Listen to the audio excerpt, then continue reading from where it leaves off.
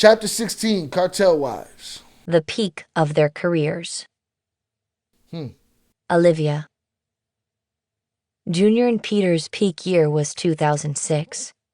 By early that winter, their business had started growing faster than they ever imagined, and they were Sinaloa's and the BLO's golden boys.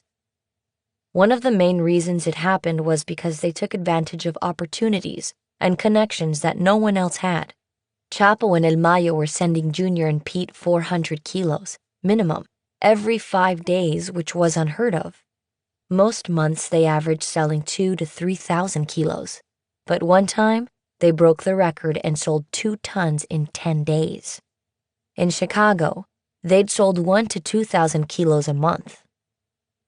As for prices, they typically paid $15,000 a kilo. On Damn! Wow. Tons. each load, the cartels allowed them to buy 10% at cost as an incentive, which was $10,000 per kilo. This was just insane. The cartels could mark up anything they wanted to, but for Peter and Junior, they actually gave them a steep discount. Chapo and Mayo insisted on sending them 20 tons of weed, but my husband and brother-in-law didn't want to sell it because the weed was too bulky and smelled too much. Unfortunately, when Chapo's the boss, you just can't say no, so they had to do it. After everything was paid off, they started making $5 to $7 million a month on average. In Chicago, they'd been making half that, like $2 to $3 million after expenses. They could have made more money, but they were giving their wholesalers the cheapest prices because they wanted to help them grow. The wholesalers were not only a big asset, they were their friends, and not just guys they did business with, so Junior and Peter knew that if they made them happy, it was good business all around. Plus, wholesalers lost a lot through raids, seizures, and theft, so not having hefty price tags meant they could afford to take losses and still be able to make payments. El Mayo told Junior that one of his guys once complained about their prices.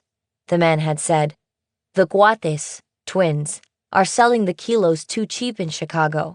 Please tell them to stop giving them away because they're messing up my money." Junior got nervous. He thought Mayo was going to start regulating his prices. Instead, Mayo laughed and brushed the guy off. "Whatever the Flores brothers want to make is their business," he said. That right there, target from all the haters right there. But what the haters don't understand is, them boys bringing in more bread than you. And I'm giving it to them for what I want to give it to them for. And then from there, they do what they got to do. But puts a target on from the haters. So what does the haters do?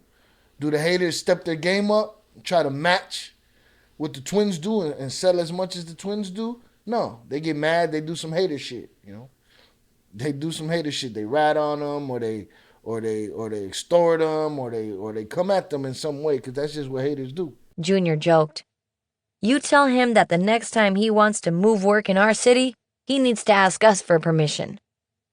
People might as well have because, believe me, the way Junior and Peter tackled different parts of their enterprise, business wasn't just good. It was great. Mia, Peter excelled at running the US-based details. The numbers, the logistics, and the ins and outs of who needed what and when made his brain light up. I've never seen anyone roll calls like he did. One cell phone would ring, and he'd bark some orders about moving a shipment of cocaine from here to there. Then another would ring, and he'd hang up and work out some numbers on another call. There were no days off. He'd become more serious and withdrawn emotionally after his kidnapping, so focusing on straight business, nose to the grindstone, actually seemed to provide some relief for him.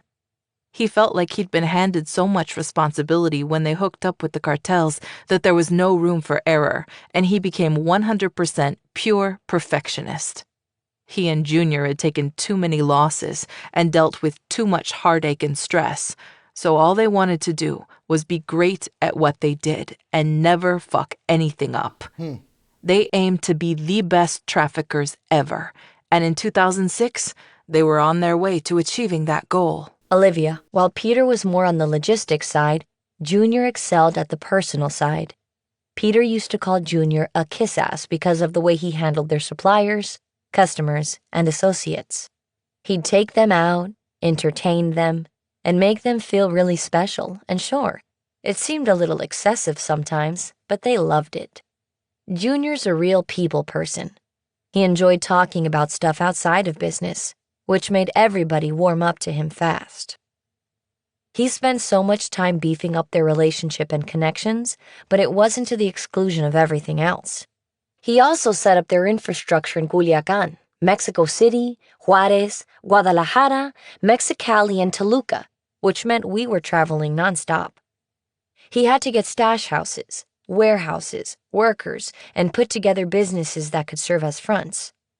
When these things were in place, he had to negotiate for a specific... Them fools needed a lot more fronts. They needed them fronts back when they was in Chicago. They needed them fronts so that they could show off happily and not have the laser beam on them.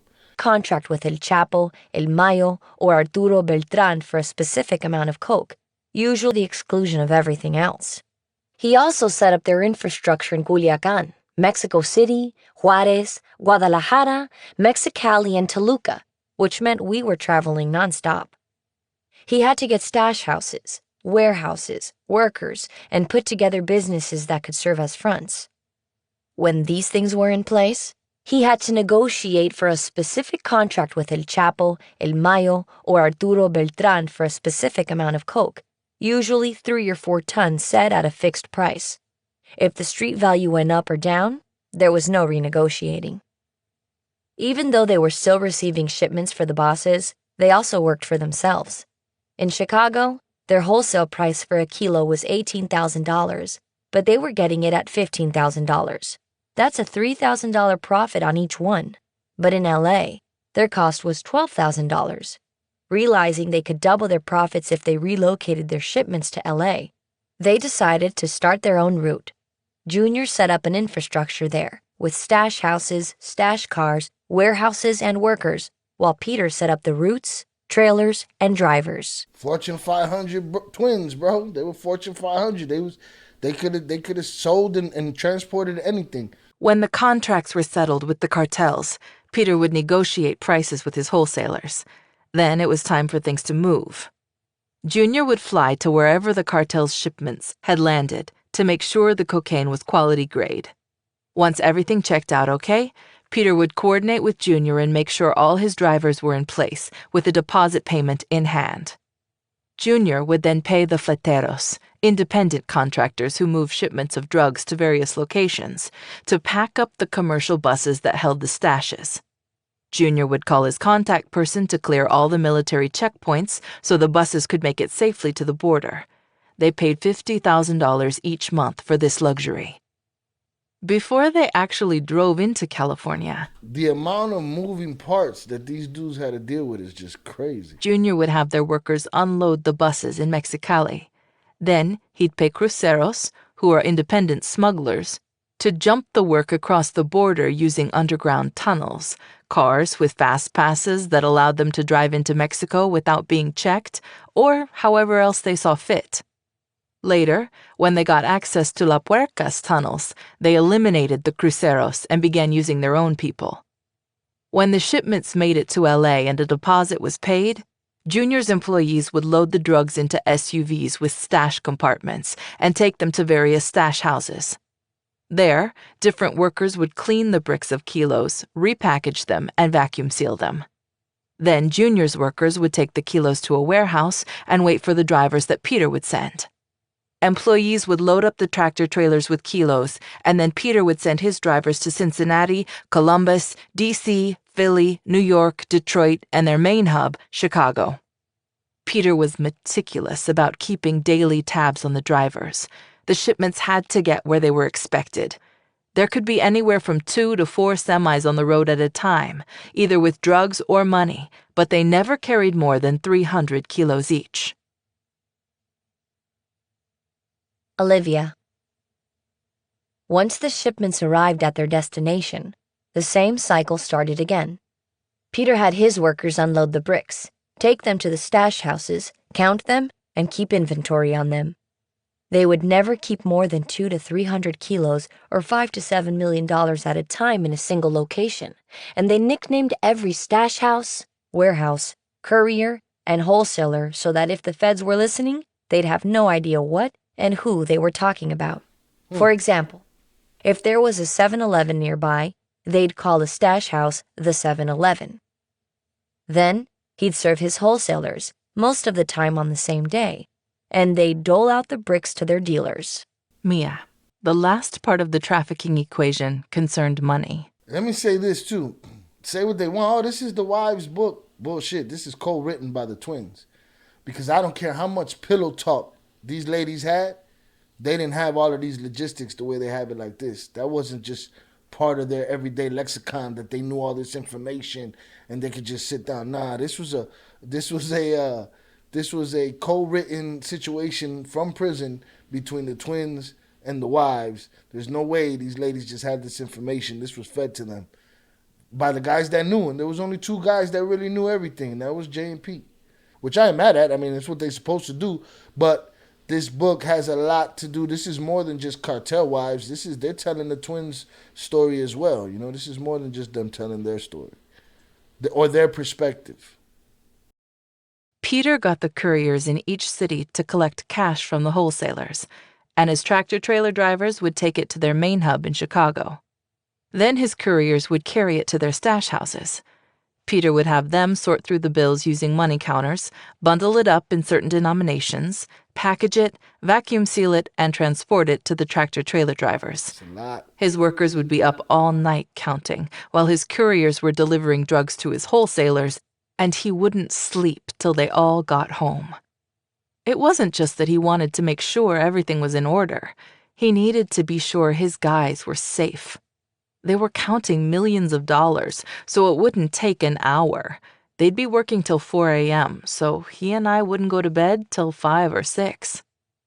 He was tired every day, but nothing came before his employees. They needed to know they were more valuable than any amount of money or drugs. Olivia. With the money all loaded up, the semis would get back on the road and drive to LA, where Junior's workers would hand the cash to the same person they picked up the work from. The cash would make its way across the border, then on a commercial bus to Mexico City or Culiacan, and once it was there, Junior would have his employees take inventory of the packaged money and make sure it was accounted for. Junior would deposit it immediately, because there was no such thing as consignment in Mexico, ever. All work at cost had to be paid up front. But if Junior negotiated a contract in LA or Chicago, they would have their workers unload the shipments at their warehouses and then deposit the money in either city. The money always had to be paid in the city where they received the shipment. Moving money was actually worse than moving drugs, and taking care of it was a job in and of itself. Junior and Peter served the wholesalers, who served the drug dealers, all the way down the line until someone reached the little guys on the street corners who were collecting 1s and 5s from dope fiends.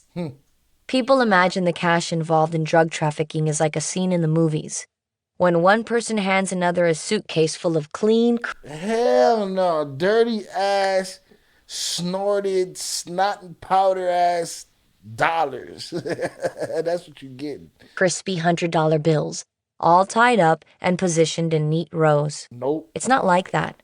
You have a hell of a lot of small bills on your hands, and you've got to figure out what to do with them. Sometimes, these bills aren't just a headache, they're a real problem. Once, Junior went to see Chapo, and Olivares became furious with him about the small bills they'd given him.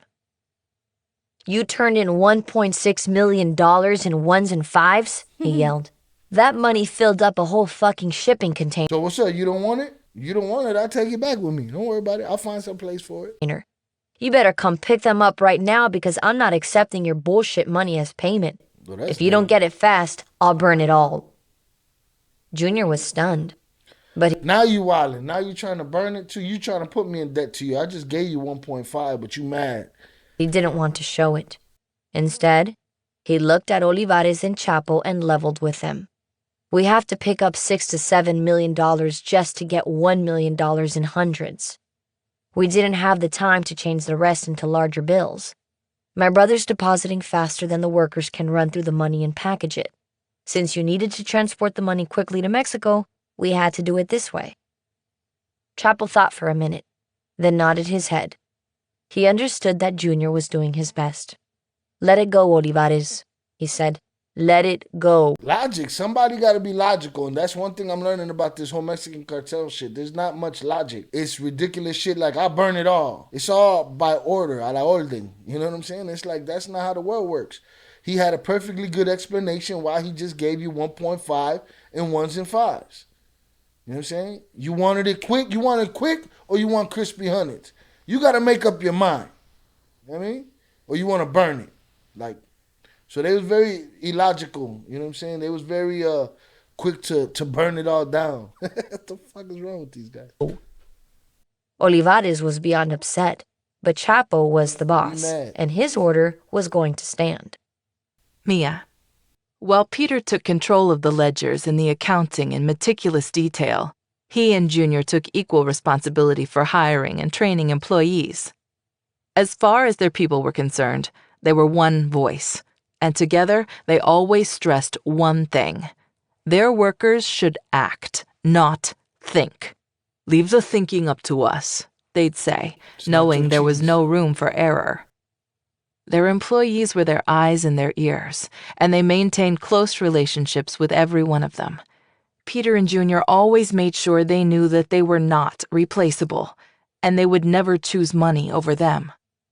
Because of the respect Junior and Peter showed them, their workers would do anything for them, or us, at any given moment. Olivia, I remember one time when Junior's associate and close friend Paco picked us up from the airport in Culiacan.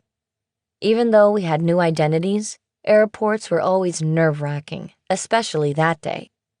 As soon as we stepped off the plane and walked past the gate, I could see the federal police. They were walking quickly toward us, looking right at Junior. My heart dropped. Oh, God, I thought. This is it. He's going to jail. They're going to drag him away. Instead, the police were there with Paco to escort us out of the airport safely. That day, I realized again how powerful Junior and Peter were. They didn't just have everyone, including the federal police, on their payroll, but these guys were prepared to do anything to protect them and us. Mia. When we'd travel, Peter and Junior would take meetings during the day, and Olivia and I would go shopping or out to lunch, then meet them for dinner. Junior would entertain their clients while Peter would sit back, a little serious. Still, it was always clear they were on the same page about anything and everything. When we were out on the town, their associates just couldn't understand why Olivia and I were always there. They'd just stare at us like, "Do you always have to be with your husbands?" In Mexico, women don't go out with their spouses if there's business involved. They're home, taking care of the kids or cooking. Olivia. Junior and I went to Culiacan all the time, and it was another world to me. The whole city was plugged, just completely cartel-infested. We'd sit outside and eat at the taco stands, and hundreds of pickups would pass by with armed men hanging out of the truck beds in broad daylight. As I tried not to look too hard, a group of them would jump out and walk right past me to order, radios strapped to their waists and machine guns lying across their backs. Entire families, with little babies, would be eating tacos, and it wouldn't even faze them. It was so normal that they'd become numb to it. Then, you'd hear shots in the distance, and someone's radio would go off. A muffled voice would bark orders, and the men standing in line would turn around, march back to their pickups, load up, and burn rubber toward whoever was shooting. Mia. Olivia and I never went into the mountains to see Chapo, though.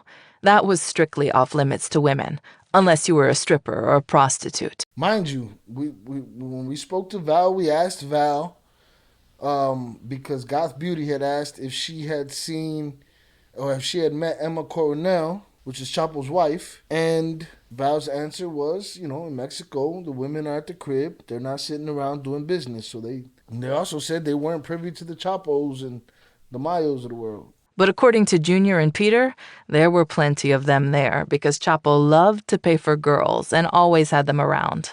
If they were young, all the better. And sometimes he'd specifically ask for virgins.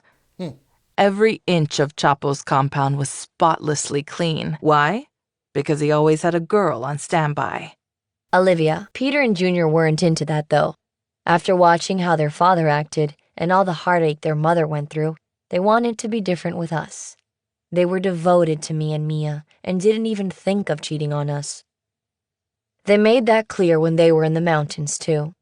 Chapo had 20 satellite phones, and every time Junior would land at Chapo's compound, he'd call me on one to say he'd made it there safely. Then before he'd leave, he'd call me again to say he loved me. Chapo and El Mayo would laugh at him every time he Hopeless grabbed one romantics. of the phones. Your wife is muy cabrona, one of them would say, meaning she must be the boss. Once, when Vicente was there with his dad, he laughed, adding, "You must be scared of her." Junior would just shake his head, smile, and joke. "I'm more scared of her than Chapo." Then everyone would burst out laughing.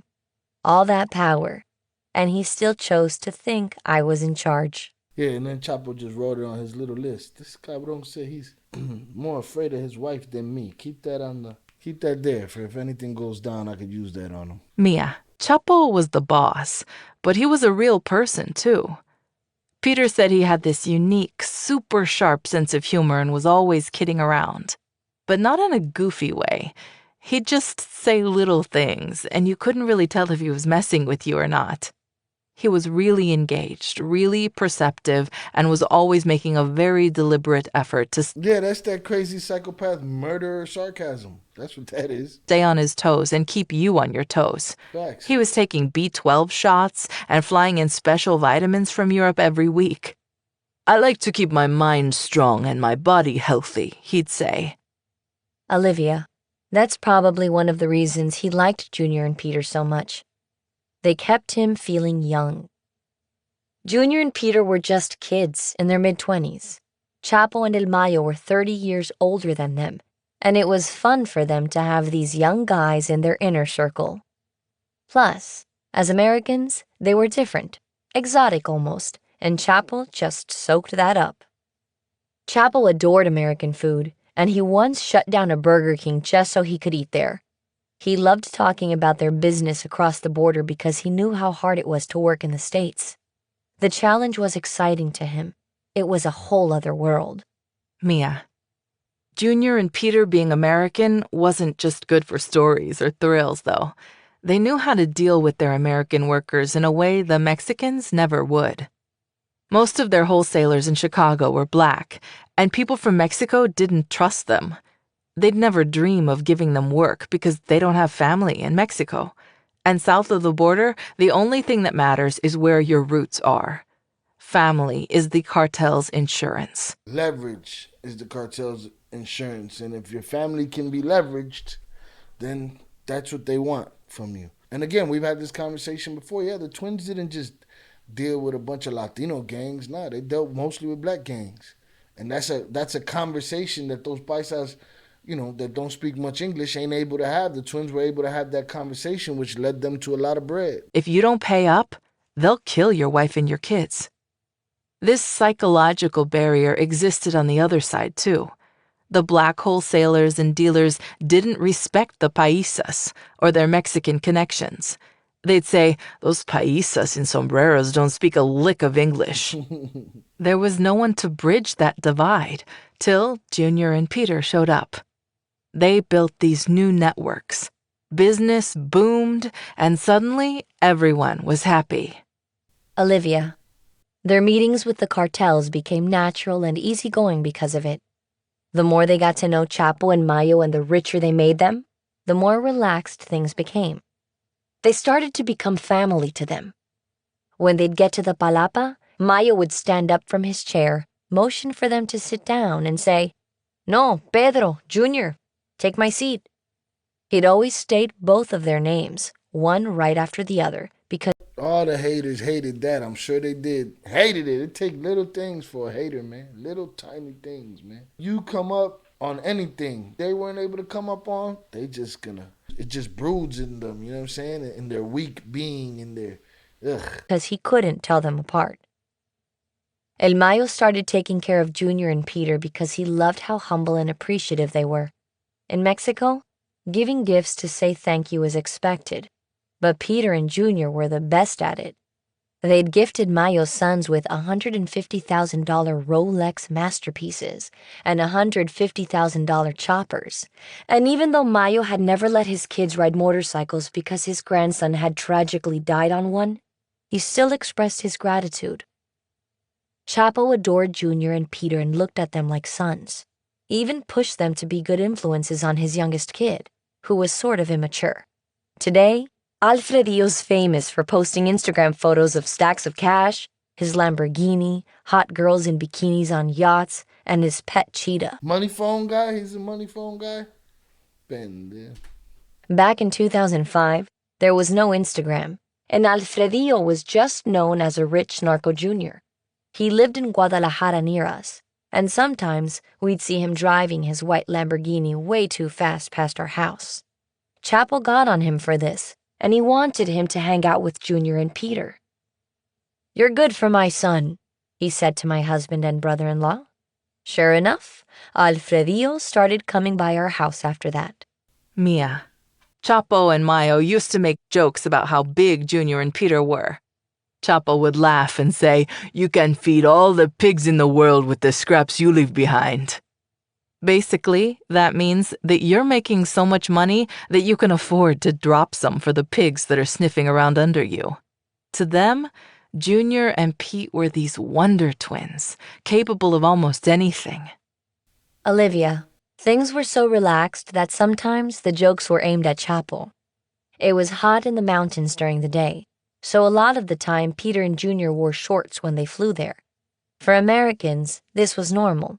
When it's hot, you're sure as hell not wearing jeans. But in Mexico, shorts are for women, and if a man wears them, people think he's feminine. Even though Chapo understood American culture, it wouldn't stop him from poking fun at them when they'd visit. Sopranos, a Don doesn't wear shorts. "I know you have the money to buy the other half of your pants," he'd say. Junior and Peter loved kidding around. So one day before flying out, they found out Chapo's size, bought a pair of shorts for him, wrapped them up nicely with a box of Viagra, and presented them to him as a gift. Wow. It became the biggest joke out there in the mountains. Okay.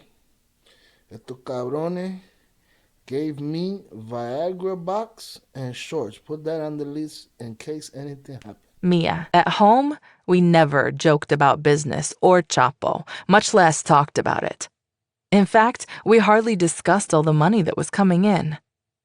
By 2006, cash was something that was just there, free for the taking and spending. In fact, I felt jaded, almost unfazed, like a banker who walks into the vault a few times a week and sees millions of dollars in front of him. I never stopped and said in shock, "Oh my gosh, we have so much money!" I just knew we had millions and could spend as much of it as we wanted. In fact, a few steps away from our bedroom was a room where Junior and Peter stored their cash. Probably $2 or $3 million was piled up, all tied in little bundles, and if I needed some, I'd just walk in and grab a few stacks. I got new pieces of jewelry all the time. So you just walk in, grab a few stacks, get new pieces of jewelry. Imagine if Amazon existed back then, boy. Delivery man would have just been posted up in front of their house all day long. We bought a new car every couple of weeks, and Peter would give away the old car to one of his low-level workers or one of our cleaning ladies. They probably couldn't afford the gas, but here they were, with a brand new car in their garage. Olivia, a $10 million loss from a raid, theft, or seizure used to be a huge deal. But that year, big losses were just part of the game. Sometimes they wouldn't even tell us about them, and they never made Junior have a bad day. Breakage, big breakage, but them boys had that bread to call it breakage. You hear of husbands coming home from work, stressed out after terrible days and taking it out on their wives or ignoring their kids, but not Junior. He was always so positive.